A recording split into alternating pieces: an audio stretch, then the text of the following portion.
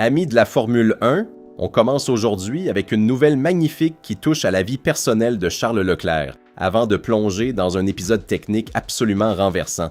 Parce que pendant que Maranello célèbre, une révélation que personne n'attendait vient tout changer.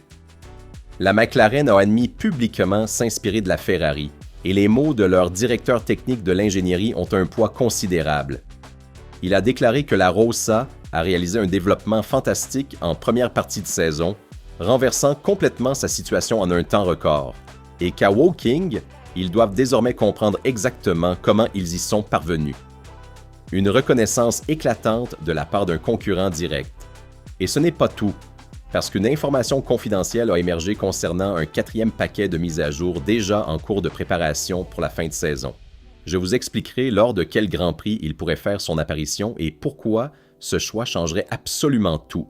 Je vous raconterai aussi comment les concurrents ont été contraints de revoir entièrement leur plan, précisément à cause de l'agressivité de la Ferrari, une initiative qu'ils n'avaient absolument pas anticipée. Et maintenant, je vous raconte tout dans le détail. Si vous ne voulez manquer aucune actualité sur la Ferrari et sur la Formule 1, laissez un like à la vidéo et abonnez-vous à la chaîne pour rester toujours informé. Cela dit, commençons immédiatement avec l'analyse approfondie. Partons de la meilleure nouvelle, celle qui a rendu heureux tous les fans. Alexandra Sainte-Maleux, l'épouse de Charles Leclerc, a publié sur son compte sur les réseaux sociaux des photos sans ambiguïté sur sa grossesse, avec des émojis et des détails révélant clairement que le couple attend une petite fille.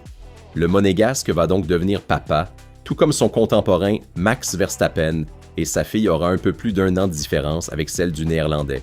Un détail touchant qui montre comment cette génération de pilotes traverse ensemble les moments les plus importants de la vie en dehors de la piste.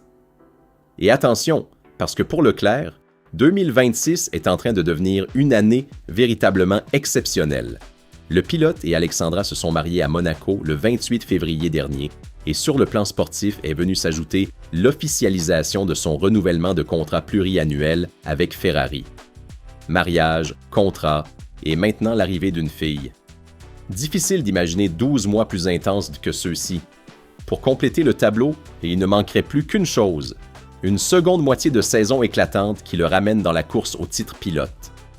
Et là, les chiffres parlent d'eux-mêmes, car le pilote Ferrari a 421 points à récupérer sur Andrea Kimi Antonelli. Une entreprise extrêmement difficile, mais avec 12 courses encore à disputer, rien n'est mathématiquement décidé. Passons maintenant à l'épisode technique le plus intéressant de ces derniers jours.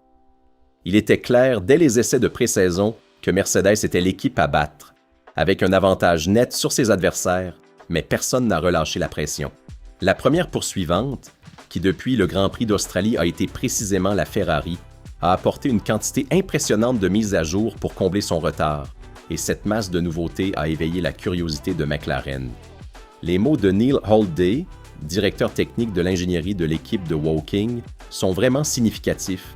Je pense que nous avons fait un excellent travail en introduisant de nombreuses mises à jour qui, course après course, ont amélioré les performances de la voiture. Mais si l'on regarde nos concurrents, il y a des équipes comme Ferrari qui, en première partie de saison, ont réalisé un développement fantastique.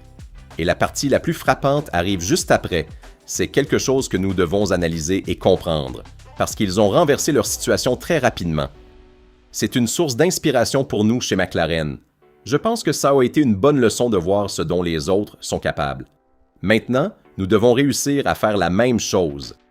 Un concurrent direct qui admet ouvertement s'inspirer de Maranello, ça n'arrive pas tous les jours.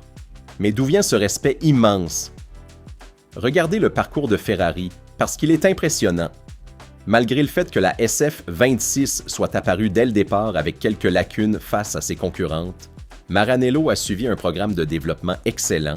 D'abord, l'étude longue et patiente de l'aileron McLaren, qui a fait ses débuts officiels à Miami, puis la mise à jour du fond plat introduite à Barcelone. Et enfin, le nouveau moteur Aduo 1 en Autriche. Et la philosophie de la Scuderia a été précisément celle-ci dès le début, miser sur le développement en cours de saison, plutôt que de partir avec une voiture déjà extrêmement compétitive. C'est exactement ce qui a permis de répartir ces paquets importants tout au long du championnat.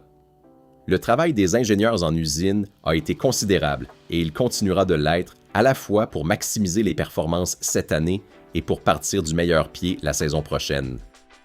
Rappelons-nous toujours que nous sommes à l'ère du plafond budgétaire, où chaque décision doit être calculée en tenant compte du plafond annuel de dépenses, et le plan pour la seconde moitié est déjà défini. À Zandvoort, Ferrari apportera un paquet important, concentré principalement sur le fond plat introduit à Barcelone, afin d'améliorer encore davantage la charge aérodynamique générée. Ce serait en réalité la 4e évolution de cette spécification, confirmant à quel point cette base s'est révélée précieuse.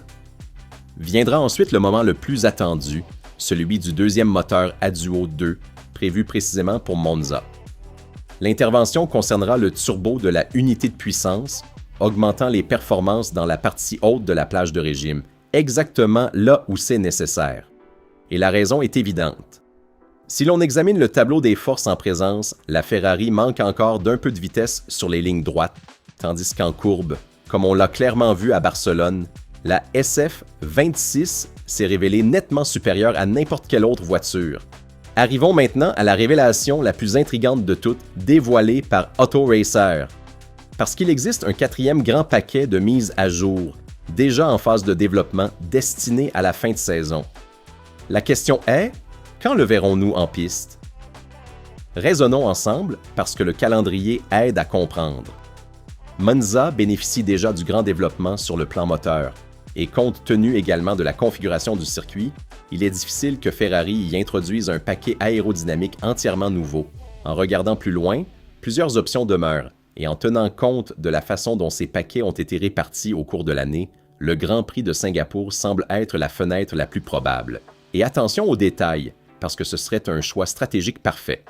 En l'introduisant là-bas, la Scuderia aurait encore 9 Grands Prix à disputer avec ce paquet à bord. Une quantité de courses considérable, décisive, si à ce moment-là, Ferrari était encore en lice sur les deux fronts. Et sur quoi interviendra ce paquet?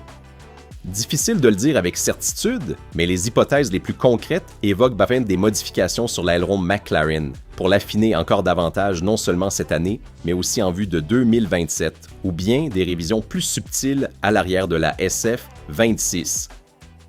Beaucoup dépendra de ce que nous verrons effectivement en Hollande. Si seule l'évolution du fond plat arrive, ou si d'autres nouveautés accompagnent le paquet, nous aurons une indication précieuse sur ce à quoi s'attendre en fin de championnat. Et voici l'effet le plus remarquable de toute cette agressivité. Parce que les concurrents ont littéralement été contraints de revoir leur propre stratégie.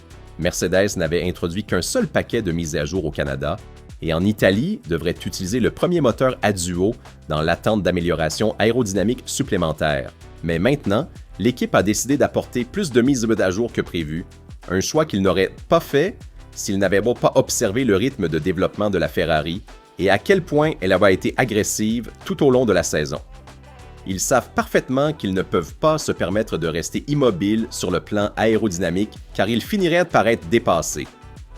McLaren aussi a les idées très claires, comme l'a expliqué Hulde lui-même. Nous avons prévu d'apporter des composants supplémentaires lors des prochaines courses et nous comptons le faire jusqu'à la fin du championnat. Nous n'interromprons pas le développement de 2026 parce que nous savons que tout ce que nous parviendrons à améliorer cette année pourra être exploité en 2027. Et l'équipe de Woking arrive d'un excellent week-end en Hongrie, avec Lando Norris capable de s'imposer de façon convaincante et de très bonnes performances attendues également à Zandvoort.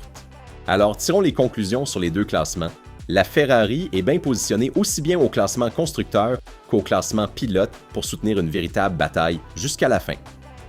Mais si l'on doit parier, le titre constructeur semble nettement plus à portée que celui des pilotes, où l'écart à combler est plus lourd. Attention cependant, parce que le tableau compétitif a beaucoup changé.